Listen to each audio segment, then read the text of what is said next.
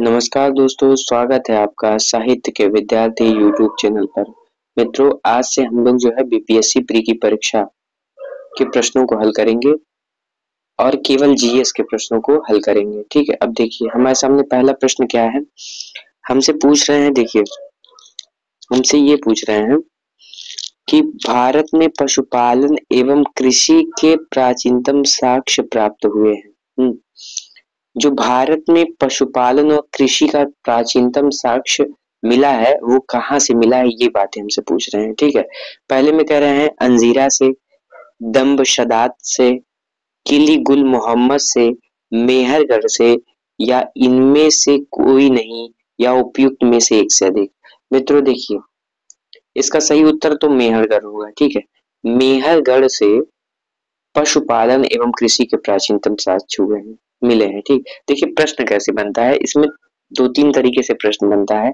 अगर हमसे केवल कृषि का प्राचीनतम साक्ष्य पूछे, ठीक है, हमसे यही पूछ ले कि भाई बताइए किसी का प्राचीनतम साक्ष्य क्या है, तो लहुरा देव। ठीक है, लहुरा देव एक स्थान है जो संत कबीर नगर में है। ठीक है, संत कबीर नगर में स्थान है लहुरा देव, वहां से मिला। ठीक है, लेकिन हमसे अगर कभी परीक्षक ये पूछे ना कि पशुपालन एवं कृषि, शब्द पर ध्यान दीजिए, पशुपालन भी हो और कृषि भी हो, उसका प्राचीनतम साक्ष्य, तो मेहरगढ़ सही उत्तर हो जाएगा। ठीक है, हमसे अगर पूछ ले गेहूं का प्राचीनतम साक्ष्य, ठीक है, गेहूं का पूछ ले, ठीक है, तो भी मेहरगढ़ हो जाएगा। हमसे पूछ ले भैंस का प्राचीनतम साक्ष्य, भैंस का प्राचीनतम साक्ष्य, तो भी क्या हो जाएगा, मेहरगढ़ हो जाएगा। ठीक है, तो देखिए हम लोगों ने ढेर सारे प्रश्नों को तैयार किया। अब देखिए दो चीजें हैं, अगर विकल्प में लहुरा देव है, अगर पूछे हमसे, देखिए इसका तो एकदम फेमस उत्तर है कि पशुपालन एवं कृषि का प्राचीनतम साक्ष्य। ये बीपीएससी की परीक्षा में कई बार और यूपी पीसीएस की परीक्षा में कई बार बना है प्रश्न। ठीक है, अगर हमसे पूछे कृषि का प्राचीनतम साक्ष्य, तो पहला तो देखिए लहुरा देव है। ठीक है, अगर मान लीजिए लहुरा देव विकल्प नहीं है तो क्या होगा, तो मेहरगढ़ सही होगा। और सुनिए, अगर मेहरगढ़ और लहुरा देव दोनों नहीं है तो एक कोल्डिहावा, ठीक है, कोल्डिहावा है, वहां पे जो है किसका साक्ष्य मिला है, कृषि का प्राचीनतम साक्ष्य मिला है। लेकिन हमें प्रेफरेंस किसको देना है, सबसे पहले लहुरा देव को, उसके बाद किसको देना है, मेहरगढ़ को, उसके बाद कोल्डिहवा को देना है। अगर हमसे केवल ये पूछे कि पशुपालन एवं कृषि का प्राचीनतम साक्ष्य, तो मेहरगढ़ से। ठीक है, स्पष्ट है। अब देखिए हम लोग देखते हैं कि व्याख्या में क्या बता रहे हैं। ठीक है, बहुत अच्छे से एकदम एनर्जी के साथ हम लोग इसको देखेंगे।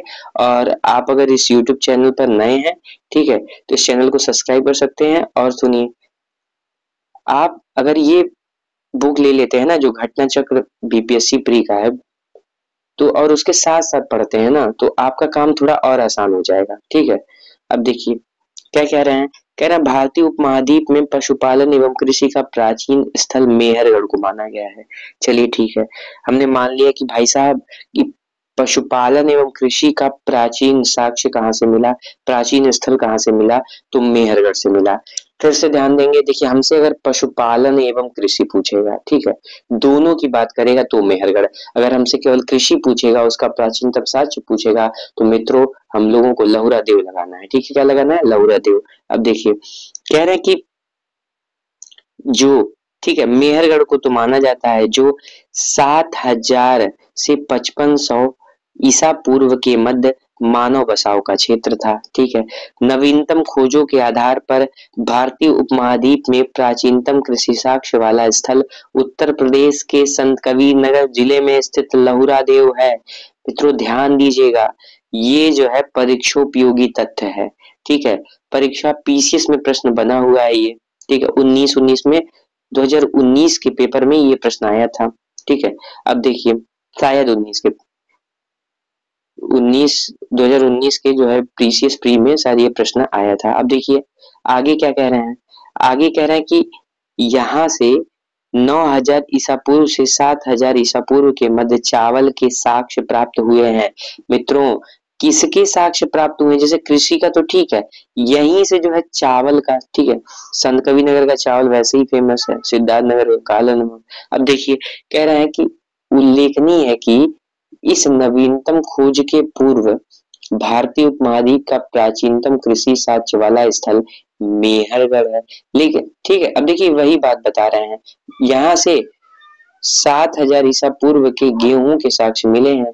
इसके साथ ही चावल के साक्ष्य वाला स्थल कौन है? कोल्डी हवा है, जो प्रयागराज जिले में बेलन नदी के तट पर स्थित है। यहाँ से 6500 ईसा पूर्व के धान की भूसी के साक्ष्य मिले हैं। ठीक है, ऐसा माना जाता है कि कोल्डी हवा जो है चावल का साक्ष्य मिला है। तो देखिए मित्रों, निष्कर्ष पे हम लोग पहुंचते हैं। उस पूरी व्याख्या का एक निष्कर्ष निकलता है। वो निष्कर्ष ये होगा कि देखिए, हमसे यदि पूछ लें कि कृषि एवं पशुपालन, हाँ तो मेहरगढ़ लगाना है। अगर हमसे पूछ ले कृषि का, ठीक है, तो सबसे पहले लहुरा देव को खोजना है। ठीक है, देखिए यहाँ बता रहे हैं लहुरा देव को। उसके बाद किसे खोजना है? अगर मान लीजिए लहुरा देव विकल्प नहीं है तो मेहरगढ़।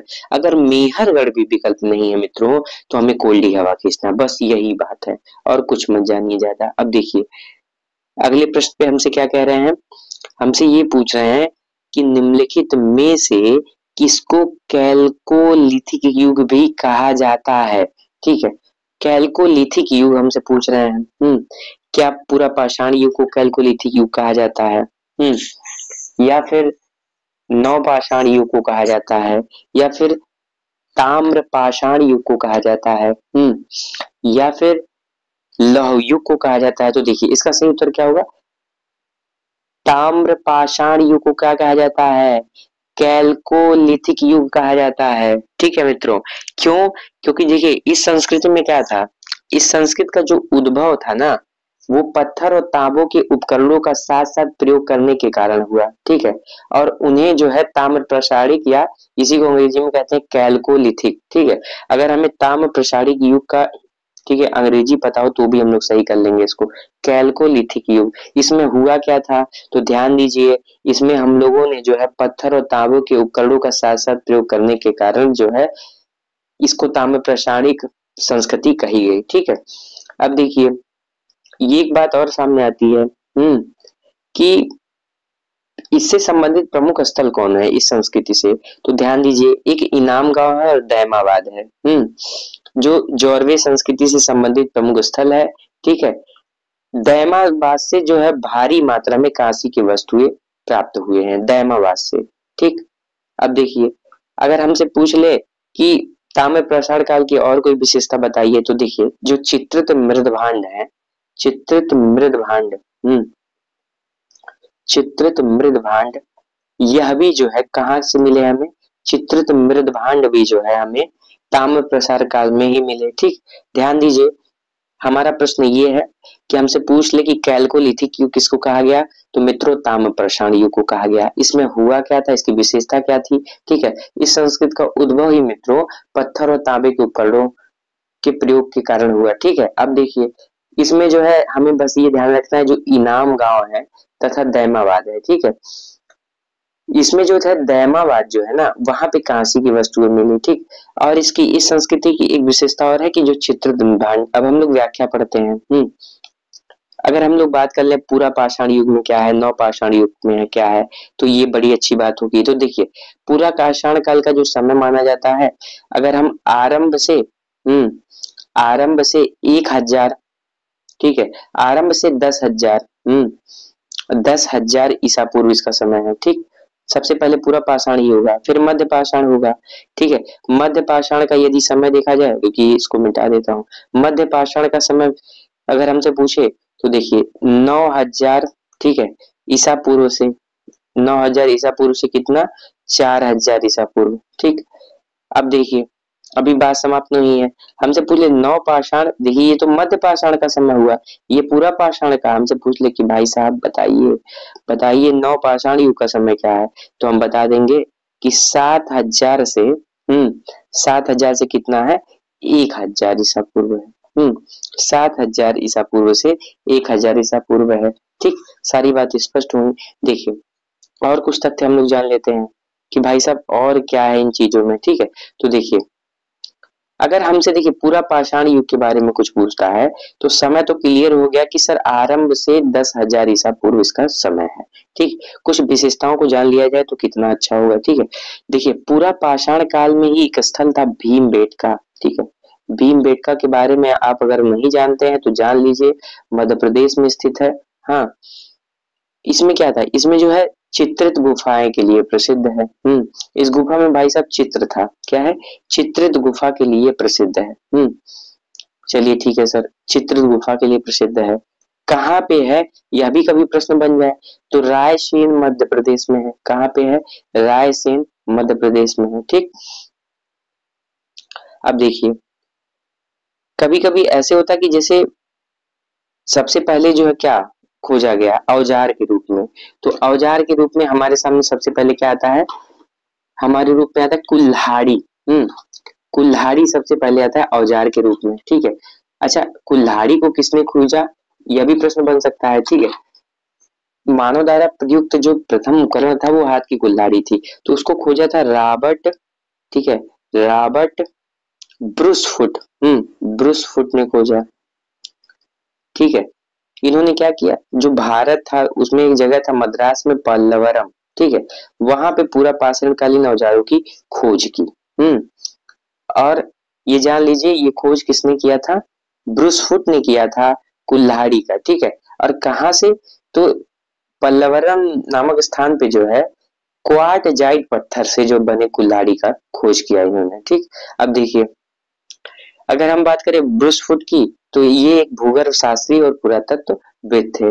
अब व्याख्या को पढ़ें, ताम्र पाषाण युग को कैल्कोलिथिक युग भी कहा जाता है। देखिए इसी को नहीं भूलना है कि सर ताम्र पाषाण युग को क्या कहा जाता है, तो कैल्कोलिथिक युग कहा जाता है। बस यही नहीं भूलना है, और आप कुछ भी भूल जाइए। ठीक है, आप अपना जो मन करे वो भूल जाइए, लेकिन ये मत भूलिए कि ताम्र पाषाण युग को कैल्कोलिथिक युग कहा जाता है। ठीक है, और क्या इसकी विशेषता है, तो हमको ये जानना है कि सर दैमाबाद इनाम गांव, दैमाबाद से जो है हमको क्या मिला है, हमें जो है भारी मात्रा में कांसे की वस्तुएं मिली है। ठीक है, हमको और क्या जानना है, हमको ये जानना है कि चित्रित मृदभांड का उपयोग भी सर्वप्रथम ताम्रपाषाण युग में हुआ। हमको ये जानना है कि भाई साहब ताम्रपाषाण युग में चित्रित मृदभांड का सबसे पहले प्रयोग हुआ, चित्रित मृदभांड। बस हमारा काम हो गया। अब देखिए कह रहे हैं कि जिन संस्कृतियों में तांबे के औजारों के साथ ही पत्थर के बने हुए उपकरणों का प्रचलन मिलता है, उन्हें प्रायः ताम्र पाषाणिक संस्कृतियां कहा जाता है। ठीक है, साम एकदम स्पष्ट है, नाम में स्पष्ट है मित्रों, ताम्र और पाषाण। ठीक है, जिसमें क्या मिले, तांबा मिले और क्या मिले, पत्थर मिले। ठीक, बस वही अंग्रेजी वाला नाम ध्यान रखना है। अब देखिए हमारे सामने एक बहुत अच्छा प्रश्न है, हमसे पूछ रहे हैं कि प्रथम मानव जीवाश्म भारत की किस नदी घाटी से प्राप्त हुआ। अच्छा प्रश्न है, हमसे पूछना, देखिए मानव जीवाश्म, ठीक है, लेकिन मानव जीवाश्म में हमसे ये पूछ रहे हैं ना कि सबसे पहले जो है किस नदी घाटी से, हमसे नदी घाटी पूछ रहे हैं कि भाई क्या वो गंगा नदी थी या यमुना घाटी थी या नर्मदा थी, या फिर ताप्ती थी। ठीक है, तो अगर मानव जीवाश्म पूछे, ठीक है, तो हमेशा ध्यान दीजिए मानव मानव जीवाश्म भारत की किस नदी पे, तो नर्मदा घाटी पर। ठीक है, अगर मानव जीवाश्म पूछे तो नर्मदा घाटी पर। नर्मदा घाटी पर प्रथम मानव जीवाश्म पूछे नर्मदा घाटी पर। ठीक है, मैं आपसे पूछ रहा हूँ, ठीक है, कि भाई साहब बताइए हमें कि प्रथम मानव जीवाश्म भारत की किस नदी घाटी से, तो आप तुरंत कहिए कि प्रथम मानव जीवाश्म भारत की नर्मदा घाटी से प्राप्त हुई। ठीक, अब देखिए हम लोग पूरे विकल्प को पढ़ते हैं। क्या कह रहे हैं, हाँ तो नर्मदा घाटी से प्राप्त हुई कि ताप्ती घाटी से प्राप्त हुई, ठीक है, कि उपयुक्त में से कोई नहीं, उपयुक्त में से एक से अधिक। तो हमारा सही उत्तर क्या होगा, नर्मदा घाटी से प्राप्त हुई। क्या, मानव का सर्वप्रथम साक्ष्य। ठीक है, हमें कहाँ से प्राप्त हुआ, हमें प्राप्त हुआ कहाँ से, नर्मदा घाटी से, और वहां में अवस्थित एक हथनौरा नामक पूरा स्थल से प्राप्त हुआ। ठीक है, अब एक बात स्पष्ट ये हो गई कि हथनौरा नामक पूरा स्थल कहाँ स्थित है, तो मध्य प्रदेश में है। किस स्थान किसके पास है, तो सीहोर के पास है, मध्य प्रदेश में। हमसे पूछ ले हथनौरा, हमसे क्या पूछ ले, हमसे पूछ ले कि हथनौरा, ठीक है, हथनौरा नामक पूरा स्थल कहाँ है, तो मध्य प्रदेश में है। अब देखिए कह रहे हैं इसकी खोज किसने किया, पुरातत्वविद अरुण सोलंकिया द्वारा वर्ष 1982 में की थी। ठीक है, किसने खोजा इसको, ठीक है। हथनौरापुरा स्थल को किसने खोजा? तो हथनौरापुरा स्थल को अरुण सोलंकिया थे, उन्होंने खोज दिया। ठीक है, हमसे क्या भाई, मैं खोज दे रहा हूँ और आप लोग परीक्षा में इसको सही करिएगा। अब देखिए अगला प्रश्न हमारे सामने, मित्रों हमारे सामने अगला प्रश्न है जिसकी चर्चा हम लोगों ने पहले किया था। अगर हम लोग ध्यान से सुनेंगे तो ये प्रश्न हमारा तुरंत सही होने वाला है। क्या? कि निम्नलिखित में से किस राज्य में भीमबेटका स्थल स्थित है? क्या छत्तीसगढ़ में स्थित है? ठीक है, मध्य प्रदेश में, ठीक है, तमिलनाडु में, पंजाब में। देखिए आपको अगर नहीं याद हो रहा है कि भीमबेटका कहाँ है तो बस भीम लिखिए। ठीक है, भीम लिखिए, बेटका मत लिखिएगा। ठीक है, अब माँ को पकड़िए और मध्य प्रदेश लिख दीजिए। माँ को लिखिए और मध्य प्रदेश। ठीक है, हो सकता है भाई ना याद हो रहा हो, परीक्षा में दबाव आ गया, पेपर कठिन हो गया, पसीना बहने लगे। ठीक है, तो ऐसे हम लोग याद कर सकते हैं कि भाई साहब भीम मतलब माँ, माँ से मतलब मध्य प्रदेश, ऐसे भी ध्यान रख सकते हैं। किस जिले में है यह भी प्रश्न बन सकता है, तो रायसेन के पास है। ठीक है, रायसेन के पास है। और देखिए किस युग से संबंधित है ये? ठीक है, तो जैसे ये पूरा पाषाण काल से संबंधित है। ये प्रश्न बन सकता है। ठीक है, अब पूरा पाषाण काल की और क्या विशेषता है, तो हम देखिए इसमें जो आग, अगर देखें हम पूरा पाषाण काल में, तो आग का आविष्कार। ठीक है, पूरा पाषाण काल में अगर हमसे कोई पूछे तो देखिए इस युग में दो प्रमुख घटना हुई। एक तो भाई साहब आग का आविष्कार हो गया। ठीक है, आग का आविष्कार हो गया। हाँ, और क्या? होमोसेपियंस, जो हम लोग हैं इसको कह सकते हैं ज्ञानी मानव का उदय। ठीक है, इसी में हुआ होमोसेपियंस। यह भी बहुत महत्वपूर्ण है, नोट करिएगा, कभी भी छप सकता है। ठीक है, देखिए पूरा पाषाण काल की दो विशेषता क्या? ठीक है, पहले तो समय जान लें, आरंभ से 10,000 ईसा पूर्व। सर इसकी दो विशेषताएं क्या है जो मेन है? आग की खोज है, और क्या है? तो होमोसेपियंस माने ज्ञानी मानव का उदय। ठीक है, इसमें जो है स्थल है, ठीक है, पूरा पाषाण कालीन स्थल है भीमबेटका, जहां से हमें जो है क्या प्राप्त हुआ? हमें चित्रित गुफाएं प्राप्त हुई। ठीक है, अब देखिए अभी बात समाप्त हुई नहीं है, अभी तो आगे बहुत लंबी बात होने वाली है। हम लोग व्याख्या को देखते हैं बहुत अच्छे ढंग से। हमसे क्या है, देखिए व्याख्या में हमसे ये कह रहे हैं कि मध्य पाषाण कालीन प्राग ऐतिहासिक स्थल भीमबेटका मध्य प्रदेश के रायसेन जिले में स्थित है। ठीक है, इसकी चर्चा हम लोगों ने किया, कभी बन सकता है प्रश्न। ठीक है, जैसे ये तो पूछ चुका है कि भाई साहब जो है चित्रकला के नमूने कहाँ से मिले। ठीक है, तो भीमबेटका से मिले। भीमबेटका कहाँ है? मध्य प्रदेश में है। ठीक है, अब देखिए कभी भी उनको कठिन करना होगा, पूछ लेंगे किस जिले में। ठीक है, तो रायसेन जिले में। अब देखिए हमारे यहाँ एक व्यक्ति है, भीम नाम है उनका, और वो राय है। ठीक है, ऐसे ध्यान कर सकते हैं, भीम राय। ठीक है, मतलब भीमबेटका रायसेन। देखिए प्रश्न सही होना चाहिए मित्रों, प्रश्न ही सही होना चाहिए, और कुछ सही हो चाहे ना हो। ठीक, तो भीम राय ऐसे ध्यान रख सकते हैं कि भीम राय, भी का म लिया, म से मध्य प्रदेश बनाया, राय मतलब भाई साहब रायसेन जिले के हैं। अब देखिए भीमबेटका की गुफा से प्राग ऐतिहासिक चित्रकला के सैकड़ों नमूने मिले हैं। ठीक है, अब देखिए जो प्राग ऐतिहासिक काल है उसको कितने भागों में, एक तो पूरा पाषाण काल, मध्य पाषाण काल और नवपाषाण काल में हम लोग बांट देते हैं। ठीक, उसमें जब पूरा पाषाण काल में आते हैं तो ये मुझे मिलता है भीमबेटका वाला मामला।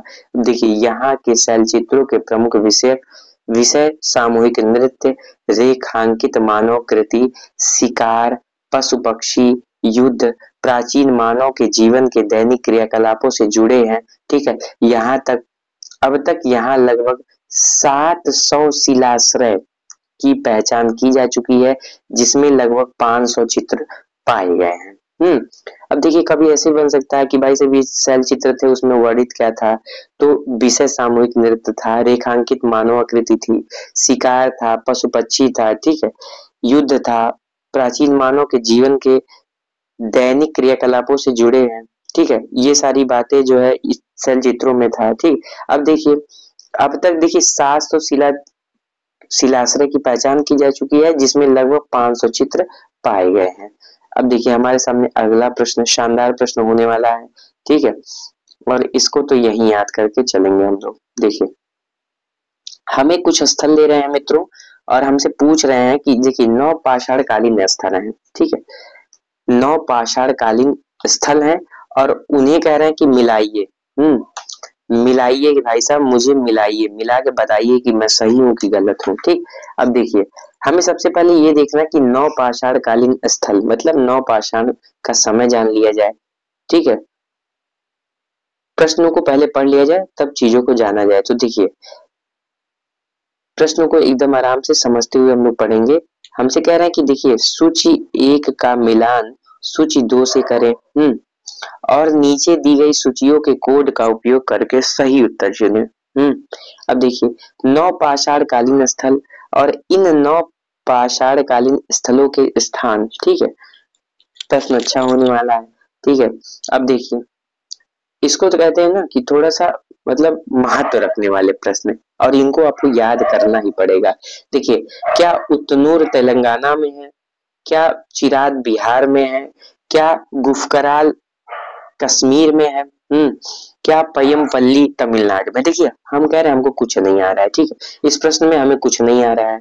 तो देखिए अब देखिए अगर आप थोड़ा सा भी दिमाग लगाएं तो देखिए पय्यमपल्ली ऐसे ही लग रहा है कि भाई साहब ये दक्षिण में किसी का है, तो अब मामला फंस गया तमिलनाडु और तेलंगाना में। लेकिन फिर भी मेरा दिल कह रहा है कि पय्यमपल्ली तमिलनाडु। ठीक है, चलिए देखते हैं अभी सही होता है कि नहीं। उतनूर, उतनूर मान लीजिए हम कह रहे हैं कि भाई साहब उतनूर है तेलंगाना में। उतनूर, ठीक है, ये तेलंगाना में है। ठीक, अब देखिए हमसे पूछ ले चिराग, तो मैंने कहा भाई साहब चिरांद जो है बिहार में है। कहाँ है, बिहार में है। यहाँ से क्या मिला, देखिए चिरांद जो है पटना के निकट था और हड्डी के उपकरण मिले हैं यहाँ से। ठीक है, अब देखिए हमसे पूछ ले, ठीक है, हमसे पूछ ले कि भाई साहब गुफकराल कहाँ है। ठीक है, गुफकराल, गुफरान नाम सुने, गुफरान। ठीक है, जम्मू कश्मीर, जम्मू कश्मीर ऐसे समझ सकते हैं कि भाई गुफरान जो है कश्मीर में रहता है, या गुफकराल। ध्यान रखिए। तो हमारा देखिए उतनूर का क्या हुआ, तेलंगाना हुआ। अब देखिए हम लोग सही कर रहे हैं, किए हैं कि नहीं इसको देखिए। हम लोग खोजते हैं पहले का क्या है, सी। देखिए अब दो उत्तर तो हम लोग का खत्म हो गया, समाप्त हो गया। अब देखिए चिराद कहाँ है, बिहार में है, मतलब बी का चौथा होगा, चौथा होगा। फिर देखिए गुफकराल हमने बात की, गुफरान भाई कश्मीर में। अब देखिए सी का दूसरा है। अब देखिए पय्यमपल्ली, पय्यमपल्ली कहाँ है, तमिलनाडु में है। तो हमारा सही उत्तर क्या होगा, सी। और हम लोगों ने इस प्रश्नों को सही कर लिया मित्रों। और हम बात करें अगर नौपाषाण काल की, तो एक बुर्ज होम जगह था। ये बहुत महत्वपूर्ण, हमारी परीक्षा उपयोगी तथ्य जो है सबसे अत्यंत महत्वपूर्ण बुर्ज होम। ये कई बार परीक्षाओं में बना, हो सके अगले सामना भी हो जाए। तो देखिए देखिए बुर्ज होम की अगर हम बात करें ना, तो यहाँ पे जो है जैसे मान लीजिए एक कुत्ता है, और कुत्ते के मालिक है भाई साहब। ठीक है, मालिक है और एक कुत्ता है, उन दोनों को एक ही, ठीक है, एक ही साथ दफना दिया जाए। तो ये साक्ष्य कहाँ से मिला, ठीक है, बुर्ज होम से मिला। ठीक है, कहाँ से मिला, बुर्ज होम से मिला। और देखिए गर्तावास के प्रमाण हमसे पूछ ले, गर्तावास के प्रमाण अगर हमसे पूछ ले कि भाई साहब बताइए गर्तावास के प्रमाण कहाँ से मिले हैं। ठीक, गर्तावास का अर्थ क्या है, जैसे गड्ढा, जैसे मान लीजिए गड्ढा होता है ना, तो मनुष्य का गर्तावास में मिले प्रमाण कहाँ से मिले हैं कि मनुष्य गर्तावास में रहता था। तो ये प्रमाण भी बुर्ज होम से मिला। लेकिन हमारे लिए सबसे महत्वपूर्ण ये है कि कुत्ते, ठीक है, पालतू कुत्ते और उनके मालिक के शवों को जो है एक साथ दफनाए जाने का सच बुर्ज होम से मिला। ठीक है, अब यह भी प्रश्न बन सकता है कि भाई साहब बुर्ज होम है कहाँ, तो बुर्ज होम, ठीक है, बुर्ज होम कहाँ है, कश्मीर में है। ये बहुत महत्वपूर्ण है, कहाँ पे है ये, तो ये कश्मीर में है। अब देखिए हमारे सामने अगला प्रश्न, अब हम लोगों ने व्याख्या देख लिया लेकिन फिर से देख लेते हैं। कह रहे हैं उतनूर, तो भाई साहब उतनूर तेलंगाना में है। ठीक है, चिरांद बिहार में है, गुफकराल कश्मीर में है, पय्यमपल्ली तमिलनाडु में। अब देखिए हमारे सामने अगला प्रश्न है, हमसे ये पूछ रहे हैं कि सूची 1 का सूची 2 से मिलान कीजिए और सूचियों के नीचे दिए गए कोड का उपयोग करते हुए सही उत्तर चुनिए। समझ रहे हैं, देखिए क्या है, एक लिस्ट 1 है और एक लिस्ट 2 है। ठीक है, और ताम्र देखिए अभी 9 पाषाणी युगीन स्थल को हम लोगों ने पढ़ा और उनकी नदियों, अब अब जो है हम लोग ताम्र प्रासादिक युगीन स्थल पढ़ेंगे और उनकी संबंधित नदियां कौन सी हैं। तो ये समझिए, एक बात हम लोग को पता चल गया कि भाई साहब इससे हमें क्या सीख मिली कि हमें जो है मध्य पाषाण कालीन, नव पाषाण कालीन जो प्रमुख घटनाएं हैं, जो प्रमुख स्थल हैं, उन्हें तैयार रखना होगा परीक्षा के लिए। ठीक, अब देखिए हमसे कह रहे हैं कि आहार स्थल क्या कहाँ किस नदी पर है। ठीक है, हमसे पूछ रहे हैं कायथा नदी किस स्थल पर है। हमसे यह भी पूछ रहे हैं कि स्वाल्दा नदी किस स्थल पर है। हमसे यह भी पूछ रहे हैं कि मालवा नदी किस स्थल पर है। ये सारी बातें हमसे पूछी जा रही हैं। अब देखिए आहार किस नदी पर है। तो आहार की नदियां देखिए कौन सी है, बनास है। आहार की नदी कौन सी है, बनास है। ठीक, तो ए का चौथा हो गया, ए का चौथा हो गया। अगर हमें पहला भी तैयार है ना तो भी सही हो जाएगा। अब देखिए कायथा नदी हमसे पूछ ले, कायथा नदी कहाँ है, कायथा नदी कहाँ है। ठीक है, कायथा नदी, कायथा और काली सिंध। कायथा और काली सिंध। ठीक है, कायथा नदी कहाँ है, काली सिंध में। अब देखिए स्वाल्दा, स्वाल्दा कहाँ पे है, ताप्ती में। मालवा, मालवा जो ताम्रपाषाण युगीन स्थल था मित्रों, वह जो है किस नदी पर था, वह नर्मदा नदी पर था। किस नदी पर था, नर्मदा नदी पर था। ठीक है, पुनः रिवीजन करेंगे। देखिए आहार हमसे पूछे, आहार, आहार, ठीक है, बनास। ठीक है, आहार क्या है, बनास। इसको कैसे ध्यान रख सकते हैं, जैसे लोग कहते हैं ना, बनारस शब्द ध्यान रखिए। बनारस, ठीक है, हो सकता है थोड़ा सा आपको लगे कि ये क्या, लेकिन समझिए बात को।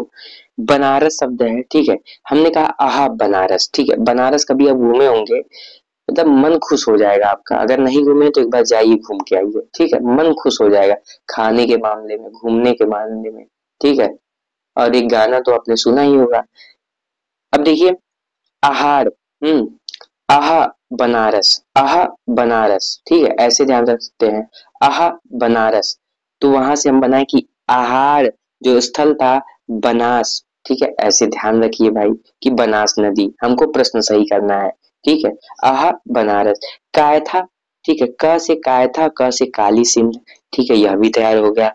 ठीक, स्वाल्दा हमसे पूछ ले, कभी ऐसे पूछ ले कि भाई ताम प्राषाढ़ युगीन स्थल स्वाल्दा किस नदी पे था। ठीक है, जो उसकी नदी कौन सी थी, तो ताप्ती थी, स्वाल्दा ताप्ती। स्वाल्दा ताप्ती। अब देखिए मालवा नर्मदा नदी पर। ठीक है, मालवा जो ताम्रपाषाण युगीन स्थल था, वह नर्मदा ताम्रपाषाणीन युगीन स्थल की नदियां हैं। ठीक है, मालवा नर्मदा। ठीक, आहा बनारस मतलब आहार बनास। ठीक है, तो हमारा सही उत्तर चौथा हो गया। तीसरा हो गया कि पहले का 4, और देखिए पहले का 4 हो गया, और बी का हो गया तीसरा। बी का क्या हो गया, तीसरा हो गया कि भाई साहब कायथा काली सिंध, सवाल्दा ताप्ती, और मालवा हो गया हमारा नर्मदा नदी।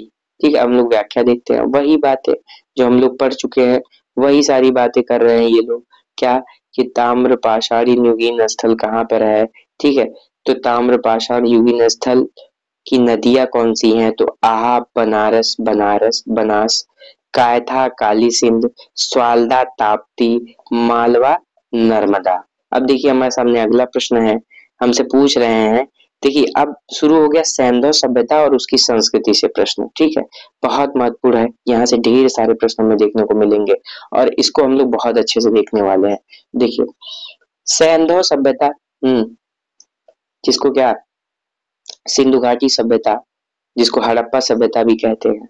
ठीक है, उसके बारे में, उसकी संस्कृति कहाँ रही, कहाँ से क्या चीज मिले, कहाँ नगर योजना अच्छी थी, कहाँ बृहद स्नानागार थे, सारी चीजें हम लोग देखेंगे। अब देखिए हमारे सामने पहला प्रश्न है कि सिंधु सभ्यता निम्नलिखित में से किस युग में पड़ता है। क्या सिंधु सभ्यता ऐतिहासिक काल में पड़ता है, प्राग ऐतिहासिक काल में पड़ता है, उत्तर ऐतिहासिक काल में पड़ता है, या आद्य ऐतिहासिक काल में पड़ता है। ठीक है, तो मित्रों हमें यह ध्यान रखना होगा कि सिंधु सभ्यता जो है किस काल में पड़ता है, तो आद्य ऐतिहासिक काल में पड़ता है। मतलब कॉन्सेप्ट क्लियर रहना चाहिए कि प्राग ऐतिहासिक क्या है, आद्य ऐतिहासिक क्या है। ये सारी चीजें हमें एकदम क्लियर होनी चाहिए। अब देखिए एक बात तो स्पष्ट हो गई कि सिंधु घाटी सभ्यता क्या है, आद्य ऐतिहासिक काल में पड़ता है। देखिए कह रहा है कि ऐतिहासिक काल का निर्धारण पठनीय लेखन कला के ज्ञान के आधार पर किया जाता है। हाँ। कैसे, जैसे ऐतिहासिक जो है काल का निर्धारण कैसे होता है, जो पठनीय लेखन कला था उसका कोई ज्ञान किया, उसके आधार पर किया गया। लेखन कला के ज्ञान से पहले का कालखंड प्राग ऐतिहासिक कालखंड होता है। ठीक है, मतलब जैसे लेखन जिस समय प्रचलित नहीं था उसके पहले का अगर हम बात करें तो उसी को कहेंगे प्राग ऐतिहासिक। ठीक, भारतीय इतिहास में क्या, भारतीय इतिहास में क्या होता है, तो बता रहे हैं कि भारतीय इतिहास में समय बता रहे हैं लगभग 1300 बीसी मतलब ईसा पूर्व बिफोर क्राइस्ट से लेकर 600 बीसी बिफोर क्राइस्ट का कालखंड आद्य ऐतिहासिक माना गया है। ठीक है, अब देखिए आद्य ऐतिहासिक का हमें समय भी बता दिए कि भैया 1300 ईसा पूर्व से 600 ईसा पूर्व का जो समय है वह आद्य ऐतिहासिक काल का माना जाता है। अब देखिए सैंधव सभ्यता आद्य ऐतिहासिक काल की सभ्यता है, क्योंकि यहाँ पर लेखन कला का ज्ञान तो है परंतु अभी तक इसे पढ़ा नहीं जा सकता। ठीक है, बहुत लोग लगे हुए हैं, लेखन कला तो है पर ठीक है पढ़ नहीं कोई पाया है। अब देखिए हमारे सामने अगला प्रश्न है, शानदार प्रश्न। हमसे ये पूछ रहे हैं ना कि भैया सिंधु घाटी, हाँ सिंधु घाटी सभ्यता की सबसे महत्वपूर्ण विशेषता क्या है। मतलब सिंधु घाटी सभ्यता की हमें विशेषता बताना है मित्रों। क्या पक्की ईंट से बनी इमारत है, प्रथम असली मेहराब है, पूजा स्थल है, ठीक है, या कला और वास्तुकला है, उपयुक्त में से कोई नहीं, उपयुक्त में से एक से अधिक। ठीक, अब देखिए सिंधु घाटी सभ्यता की अगर कोई विशेषता आपको सोते हुए पूछ ले तो भी बता देना भैया नगर नियोजन। सबसे खतरनाक जो इसकी सबसे विशेषता क्या है, नगर नियोजन इसकी सबसे बड़ी विशेषता है। सबसे बड़ी विशेषता है। देखिए अब इसी सभ्यता में मोहनजोदड़ो था जहां से हम लोग विशाल स्नानागार और क्या अन्नागार, ठीक है, ये सारी चीजें पाते हैं। अब देखिए हम लोग देखते हैं व्याख्या में क्या लिख रहे हैं। हमसे व्याख्या में ये बता रहे हैं कि व्याख्या में हमसे क्या बता रहे हैं, हमसे यह बता रहे हैं कि भैया सिंधु घाटी सभ्यता की प्रमुख विशेषता नगर नियोजन को माना जाता है। ये जो पूछ रहे हैं ना ये फंसाने के लिए पूछ रहे हैं। ठीक है, अब देखिए यहाँ नगर और कस्बे एक निश्चित योजना के अनुसार बसाए जाते हैं। ठीक, अब नगर नियोजन मतलब समझ रहे हैं, एक निश्चित योजना के साथ नगरों को, ठीक है, जैसे आज के नगर हो, ठीक है, तो उस हिसाब से एक विशेष योजना के साथ। अब देखिए पक्की ईंट से बनी इमारतों में मोहनजोदड़ो का विशाल स्नानागार व अन्नागार प्रमुख है। ठीक है, अब स्नानागार कैसे बनेगा, पक्की ईंट की इमारतों से बनेगा। ठीक है, अब ये इनकी सतह पक्की ईंटों की है जिसे जिप्सम द्वारा जोड़ा गया है। अब कभी प्रश्न बन सकता है कि पक्की ईंटों को किसके द्वारा जोड़ा गया, ठीक है, और वहां लिख दे सीमेंट के द्वारा। ठीक है, तो हमें ये खोजना है उसमें जिप्सम, जिप्सम के द्वारा। ठीक, अब देखिए पक्की ईंटों से निर्मित इमारतें, सुनियोजित वास्तुकला, उन्नत व्यापार वाणिज्य इस सभ्यता की प्रमुख विशेषताएं थी। इस सभ्यता की विशेषता देखिए हमसे क्या पूछ बता रहे हैं, कह रहे हैं कि देखिए पक्की ईंटों से निर्मित इमारतें, ठीक है, यह भी मान लिए हम। सुनियोजित वास्तुकला, ठीक है, यह भी मान लिए हम। उन्नत व्यापार, ठीक है, मान लिए। वाणिज्य इस सभ्यता की प्रमुख विशेषता है, मतलब सिंधु घाटी सभ्यता की प्रमुख विशेषता हमें पता चल गई कि ये सारी बातें। अब देखिए ध्यातव्य है कि मेसोपोटामिया व मिस्र आदि प्राचीन सभ्यताओं की भांति हड़प्पा सभ्यता में पूजा स्थलों के स्पष्ट साक्ष्य नहीं मिलते हैं। ठीक है, अब देखिए कह रहे हैं जैसे मेसोपोटामिया और मिस्र की प्राचीन सभ्यता थी उसी की भांति हड़प्पा सभ्यता में पूजा स्थलों के जो है पूजा स्थल की बात कर रहे हैं कि स्पष्ट साक्ष्य नहीं मिलते हैं। अब देखिए हमारे सामने अगला प्रश्न है, शानदार प्रश्न। हमसे कह रहे हैं कि भैया मिडी हड़प्पा के नाम से कौन सा जगह जाना जाता है, किस शहर को मिनी हड़प्पा के नाम से जाना जाता है। बीपीएससी सीडीपीओ 2009 की परीक्षा में प्रश्न पूछ लिया कि किसको मिनी हड़प्पा कहा जाता है, क्या लोथल को कहा जाता है, क्या दोषपुर को कहा जाता है, देशलपुर को कहा जाता है, शोगौरा को या कोट दीजी को कहा जाता है। ठीक है, तो मिनी हड़प्पा हमसे पूछे, ठीक है, मिनी हड़प्पा हमसे पूछ ले कि भाई बताइए मिनी हड़प्पा किसको कहा जाता है, तो आप बिल्कुल ध्यान रखिएगा कि मिनी हड़प्पा जो है लोथल को कहा जाता है। ठीक है, लोथल से जो अन्य तथ्य हैं जो परीक्षा में पूछे गए उनको पढ़ लेते हैं हम लोग। ठीक है, लोथल से जो अन्य तथ्य पूछे गए उनको देखिए पढ़ते हैं। सबसे पहले तो ये जानिए कि लोथल की खोज किसने किया, ऐसे भी प्रश्न बन सकता है। ठीक, तो S R Rao, S R Rao, S R Rao, ठीक है, इन्होंने खोज किया। किस नदी पर है ये, भोगवा नदी पर है। भोगवा नदी पर है। ये भी प्रश्न बन सकता है कि भैया कि किस नदी पर है, तो ये भोगवा नदी पर है। किस राज्य में है, ठीक है, तो गुजरात में है। कहाँ पे है, गुजरात में है। किस जिले में है, तो अहमदाबाद जिले में है, अहमदाबाद जिले में है। ठीक है, इसकी खोज कब की गई, तो 1954 ईस्वी में की गई। देखिए ये सारी बातें हम लोगों ने देख लिया। अब देखिए हम लोग व्याख्या को देखते हैं। देखिए पुनः रिवीजन तथ्यों को करते हैं हम लोग, पुनः रिवीजन इन तथ्यों को करते हैं, बहुत महत्वपूर्ण है, इसलिए हम लोग फिर से बात करेंगे। देखिए मिनी हड़प्पा किसको कहा गया, मिनी हड़प्पा लोथल को कहा गया। लोथल कहाँ पे है, तो ये बात आ जाती है गुजरात में है। किस नदी पे है, भोगवा नदी पर है। ठीक है, अब देखिए हमसे ये प्रश्न खोज किसने किया, तो एस आर राव ने किया। ठीक है, कब किया, तो 1954 में किया। ये सारी बातें हम लोगों ने पढ़ लिया। अब देखिए व्याख्या को देखते हैं एकदम अच्छे ढंग से। कह रहे हैं कि देखिए जो लोथल है ना, लोथल के बारे में बता रहे हैं कि लोथल प्राचीन हड़प्पा सिंधु सभ्यता के सबसे दक्षिणी शहरों में से एक है। इसे मिनी हड़प्पा के नाम से भी जाना जा सकता है, भी जाना जाता है। ठीक है, यह आधुनिक गुजरात राज्य में स्थित है। इसकी पहली खुदाई एस आर राव ने की। कब की, 1954 में की। ये बात हम लोग जान लें। ठीक है, किस नदी पर है, ठीक है, भोगवा नदी पर है। इसको रिवीजन करिए, बहुत महत्वपूर्ण है, इसलिए बार बार हम बोल रहे हैं, भोगवा नदी पर है। ठीक, अब देखिए पूछ ले कि गुजरात में किस जिले में है, तो अहमदाबाद एक जिला है भाई साहब, अहमदाबाद, वहां पे। ठीक है, लोथल। अब देखिए अगला प्रश्न हमारे सामने, हमसे कह रहे हैं क्या, ये बीपीएससी प्री 2011 की परीक्षा में पूछा गया कि निम्नलिखित में कौन सा एक हड़प्पा का बंदरगाह है। देखिए बंदरगाह है, क्या सिकंदरिया है, महास्थानगढ़ है, नागपट्टनम है, कि लोथल है। क्या है, लोथल है। तो देखिए एक हड़प्पा का जो बंदरगाह था ना, वो लोथल था। ठीक है, लोथल के बारे में जान लीजिए कि बहुत बहुत इंपॉर्टेंट है लोथल। ठीक है, अभी हम लोगों ने ये सारी बातें देखी कि लोथल गुजरात में है, अहमदाबाद में है। ठीक है, भोगवा नदी पर है, ये सारी बातें। अब कुछ और देखिए, यहाँ से एक चीज मिला क्या, गोदीवाड़ा के साक्ष्य। मतलब डार्क यार्ड, जहाँ पे जहाज रुकती थी। कभी डार्क यार्ड पूछ सकता है। ठीक है, कभी ऐसे पूछ लेंगे जहाँ जहाज रुकती थी उसके साक्ष्य कहाँ से मिले, तो गोदीवाड़ा के साक्ष्य। ठीक है, वाड़ा शब्द है। ठीक, गोदीवाड़ा के साक्ष्य कहाँ से मिले, लोथल से मिले, स्पष्ट है। ठीक है, हमसे कभी पूछ ले कि नाव चित्रित मोहर के प्रमाण। ठीक है, तो नाव चित्रित मोहर के प्रमाण लोथल से भी मिला, मोहनजोदड़ो से भी मिला। हमसे पूछ ले हाथी के दांत। ठीक है, हाथी का थ लीजिए और लोथल का थ लीजिए, उससे ध्यान रख सकते हैं।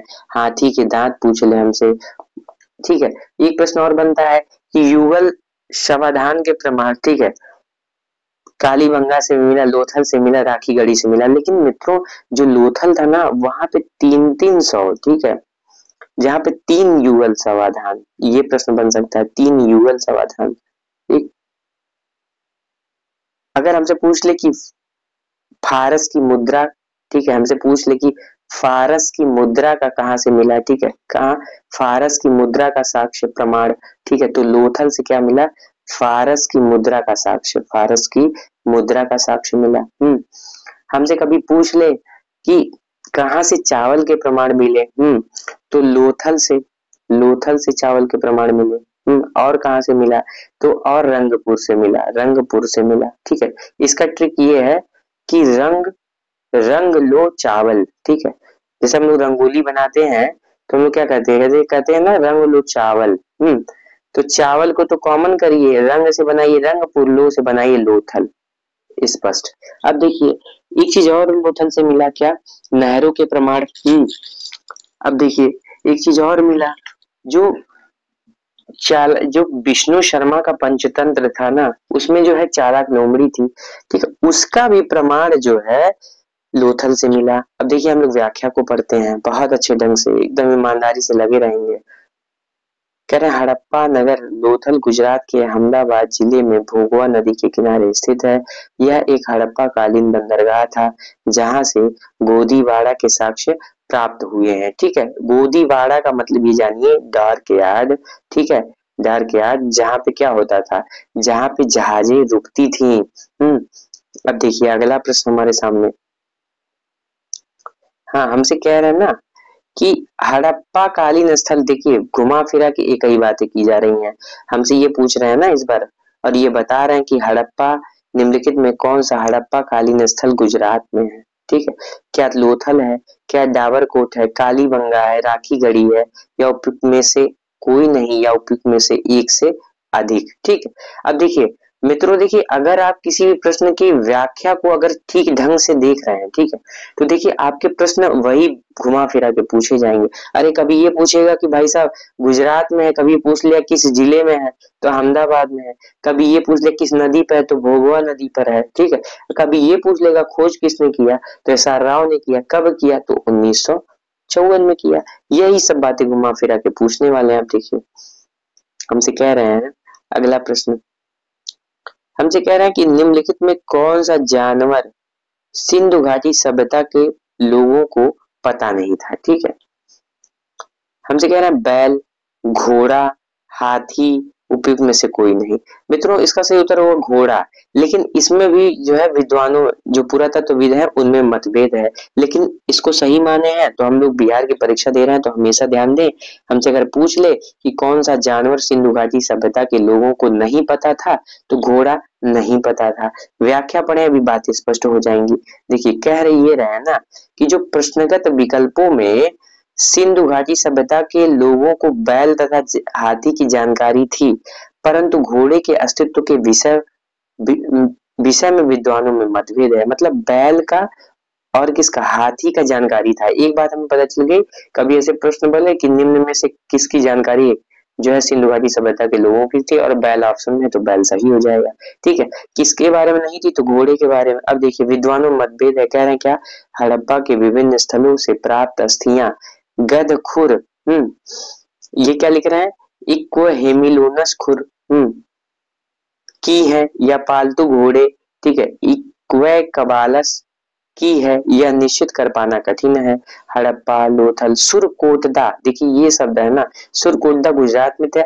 यहाँ पे जो घोड़े के, ठीक है, जांग की हड्डियों के साक्ष्य मिले हैं, लेकिन ठीक है घोड़े के, जो घोड़ा होता है ना, घोड़े की जांग की हड्डियों के साथ यहाँ से मिले हैं, सुरकोटदा गुजरात में है। कुंतसी एवं कालीबंगा से अश्व या उसी प्रजाति की अन्य जातियों के अवशेषों के साक्ष्य प्राप्त हुए हैं। ठीक है, अब देखिए मतभेद हो गया, कुछ विद्वान कह रहे हैं कि प्राप्त हुए हैं, हाँ, अब कुछ कह रहे हैं नहीं। लेकिन फिर देखिए क्या कह रहे हैं कि सिंदूर बोकोनी द्वारा सुरकोटदा से प्राप्त तथा कथित अश्व अवशेषों में से 6 को 3,000 ईसा पूर्व से 2,000 ईसा पूर्व के मध्य का वास्तविक अश्व अवशेष बताया गया। अब देखिए कह रहे हैं कि वर्ष 1974 में एएसआई के जेपी जोशी तथा ए के शर्मा ने यहाँ से 2100 से 1700 ईसा पूर्व के मध्य प्रत्येक स्तर पर अस्वस्थियां प्राप्त होना प्रतिवेदित किया। यद्यपि राम शरण शर्मा, रोमिला थापर तथा मैंडो और पटेल आदि इस तत्व को सही नहीं मानते हैं। ठीक है, इसी प्रकार ब्रिगेडियर रॉस के द्वारा राणा धुंडई के प्रारंभिक हड़प्पा स्तर से जो घोड़े के दांत बताए गए हैं उसे ज्यूनर महोदय अप्रमाणिक मानते हैं। मतलब देखिए विद्वानों में ही मतभेद है। हमसे अगर बिहार में पूछ ले किसके साक्ष्य नहीं मिले तो घोड़े के नहीं मिले, किसके मिले तो हाथी बैल के मिले। ठीक, अब देखिए कह रहे हैं अतः घोड़े के विषय में यही कहना समीचीन होगा कि हड़प्पा सभ्यता में इसके अस्तित्व को पूर्ण रूप से नकारा नहीं जा सकता, यद्यपि इसका उपयोग अत्यंत सीमित रहा होगा। ठीक है, ये बात है, इसीलिए बिहार लोक सेवा ने इस आयोग का उत्तर क्या माना, बी माना है। ठीक, अब देखिए देखिए ये बहुत महत्वपूर्ण, टेराकोटा का हल कह रहे हैं कि हड़प्पा कालीन स्थल से टेराकोटा का हल प्राप्त हुआ। क्या धौलावीरा से प्राप्त हुआ, या बनावली से प्राप्त हुआ, कालीबंगा से प्राप्त हुआ, या उपयुक्त में से कोई नहीं, या उपयुक्त में से एक से अधिक। मित्रों देखिए, टेराकोटा का हल हमसे पूछ ले, ठीक है। हम्म या मिट्टी के हल पूछ ले, बात वही होती है, मिट्टी के हल टेराकोटा, ये अगर पूछ ले, ठीक है। तो देखिए ये सब क्या हम लोग बनाते ही तो है, मान लीजिए मिट्टी के हल या टेराकोटा का हल बनाना, ठीक है, हल है तो उसको बनाया ही तो जाएगा, बनावली, ठीक है। तो ऐसे ध्यान रखिए, टेराकोटा और मिट्टी के हल बनावली मतलब बनाया जाता है, ठीक।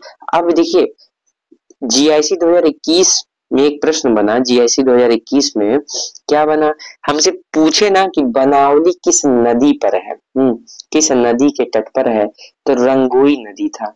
ये जीआईसी 2021 का प्रश्न है कि बनावली रंगोई, ठीक है। अब देखिए बनाली रंगोई, हाँ रंगोई भी बनाई ही जाती है, हाँ मिट्टी के हल बनाए ही जाते हैं, मतलब सब बनाने से ही जुड़ा है, बनावली रंगोई, रंगोई बनाई ही जाती है मतलब बनावली रंगोई नदी के तट पर, ऐसे समझ सकते हैं, याद हो जाएगा, ठीक है। अब देखिए व्याख्या पे क्या बता रहे हैं, व्याख्या बहुत महत्वपूर्ण है इसका, ठीक। हमसे व्याख्या में कह रहे हैं ना मित्रों, कह रहे हैं कि प्रश्नगत विकल्पों में बनावली हरियाणा तथा कालीबंगा राजस्थान नामक सिंधु घाटी स्थल से हल्की खोज से संबंधित 13 कोटा की प्रति प्राप्त हुई है। एक बात स्पष्ट हो गया कि प्रश्नगत विकल्पों में बनावली तथा, ठीक है, कालीबंगा जो राजस्थान में है वहां से टेराकोटा के हल प्राप्त हुए हैं, ठीक। बनावली से भी और कहां से, टेराकोटा से भी, हम्म लेकिन अभी ध्यान से सुनिए, आगे बात रुकी नहीं है। क्या उत्तर किसको सही मानना है, तो जब दोनों को मान लिए, ठीक है, बनावली से भी और कालीबंगा से भी, तो जाहिर सी बात हुई उत्तर क्या होगा सही, ई होगा, उपयुक्त में से एक से अधिक। अब देखिए तो इसका सही उत्तर होगा उपयुक्त में से एक से अधिक, मतलब बनावली हरियाणा में है, टेराकोटा का यहाँ से है, और कालीबंगा से भी इसके साक्ष्य मिले हैं, तो इसका सही उत्तर हो जाएगा बनावली और कालीबंगा। हम लोग यहाँ सही करते हैं कि इसका सही उत्तर क्या हो गया, तो उपयुक्त में से एक से अधिक मतलब बनावली में भी और क्या कालीबंगा में भी इसका साक्ष्य मिला है, ठीक है। लेकिन यूपी पीसीएस में वह प्रश्न पूछा कि टेराकोटा के हल के साक्ष्य कहाँ से, तो वहां पे बनावली सही माना, ठीक है। दोनों जगह से मिले हैं, लेकिन अगर विकल्प में बनावली और हरियाणा कालीबंगा दोनों है, उपयुक्त में से एक से अधिक का ऑप्शन नहीं है तो बनावली मारिएगा, ठीक है।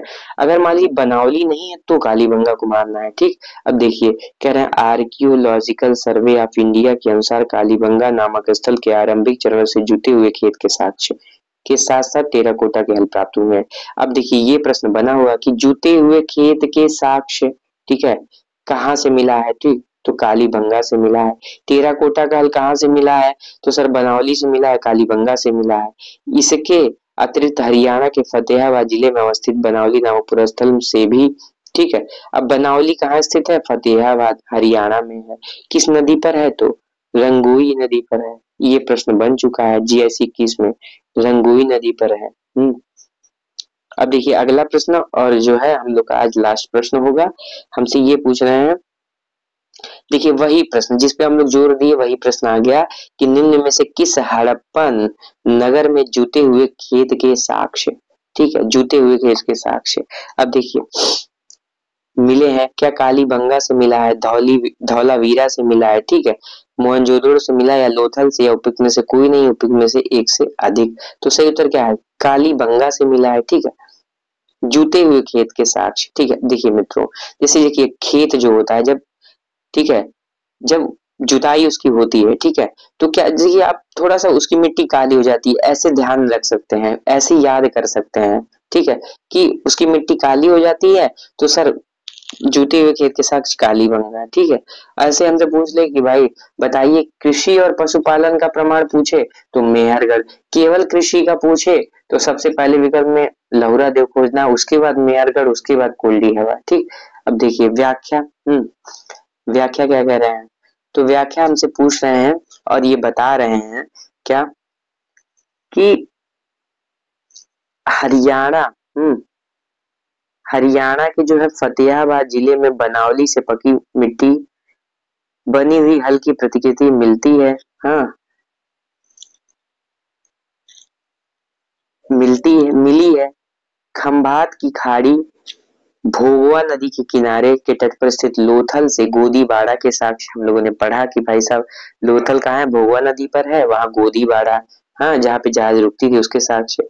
राजस्थान के हनुमानगढ़ जिले से घग्गर नदी के किनारे, बहुत महत्वपूर्ण, ठीक है, स्थित कालीबंगा से जूते हुए खेत के साक्ष्य मिले हैं। ठीक है, कभी ऐसी प्रश्न होता है कि कालीबंगा स्थित कहाँ है, तो राजस्थान में है।